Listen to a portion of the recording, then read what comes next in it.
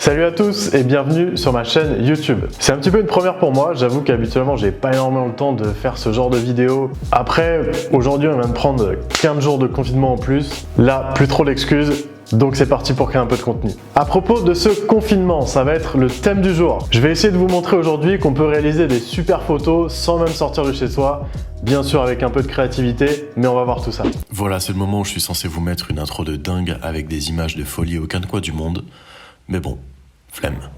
Je vais aussi, dans cette vidéo, vous apporter quelques conseils, vous donner un petit peu mes méthodes de shoot. Bien sûr, les réglages que je vais utiliser aussi. Tout ça pour que vous puissiez reproduire ça chez vous. Cette vidéo va donc s'adresser aux photographes débutants et intermédiaires. Alors attention, les infos que je vais vous donner vont faire partie de ma méthode. Ma méthode n'est pas infaillible. Chaque personne est libre de l'aimer ou non, de l'appliquer ou non. Mais ça, c'est vous qui voyez. Mon seul but ici est de vous expliquer un petit peu comment je travaille et potentiellement aider certains photographes. Bref, maintenant que tout ça est dit, on va passer à la première partie, matos et réglages. Donc d'un point de vue matos, je vais utiliser mon appareil photo habituel, un Canon 5D Mark IV que j'ai déjà depuis plusieurs années. D'un point de vue objectif, je vais utiliser aujourd'hui le Sigma 35 mm 1.4 série Art, c'est concrètement mon objectif favori. D'un point de vue réglage, aujourd'hui je vais shooter en mode AV. C'est le mode chez Canon qui va lancer la priorité à l'ouverture. Le but d'aujourd'hui va être d'ouvrir au maximum pour avoir le plus de profondeur de champ possible, c'est-à-dire le plus de flou et donc créer l'illusion qu'on cherche. Alors ouvrir au maximum, ça veut dire le plus petit nombre en F. On va passer un petit peu les détails techniques, mais retenez tout ça. On va descendre au minimum le F dans vos réglages. Aujourd'hui, pour mes réglages, je vais utiliser donc le mode AV priorité ouverture à F2. Mon objectif descend à F4, mais je vais utiliser F2. ISO 100 et la vitesse sera donc automatique. Donc voilà, maintenant notre matos est prêt. On va essayer de se créer un fond sympa et essayer au maximum de faire illusion. Let's go! Nous voilà donc sur la modeste terrasse de l'appart. Donc on va déjà dans un premier temps enlever un petit peu tout ce qui traîne et on va ensuite essayer de créer un petit fond photo avec ce qu'on a dans l'appart. Donc ici je sais qu'on a pas mal de plans. Après à vous d'être un petit peu créatif avec ce que vous avez. Essayez même de regarder quelques inspirations, ça peut vous aider. C'est parti pour le déménagement. Voilà, la première étape est faite, donc du coup, comme je vous disais, on a débarrassé un petit peu la terrasse. J'ai mis toutes les plantes que je pouvais de la maison. Et maintenant, le plus dur reste à faire, on va chercher l'appareil photo et on va essayer de trouver le bon angle pour faire illusion. C'est parti.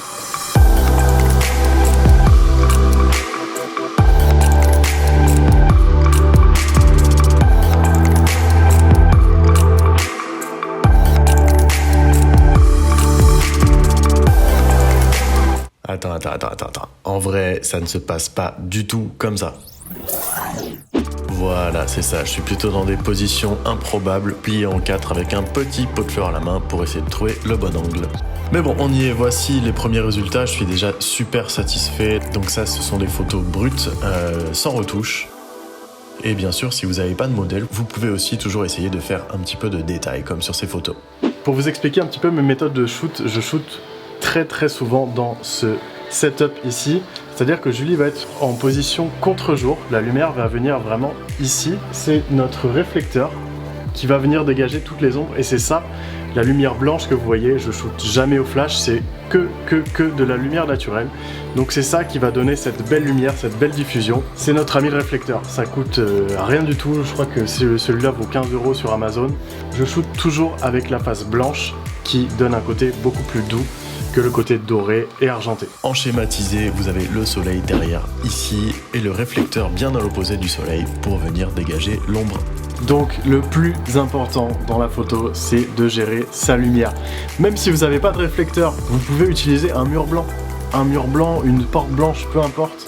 Ça réfléchit le soleil. Tout ce qui est blanc, le blanc va vraiment venir réfléchir la lumière et vous aider énormément dans vos photos.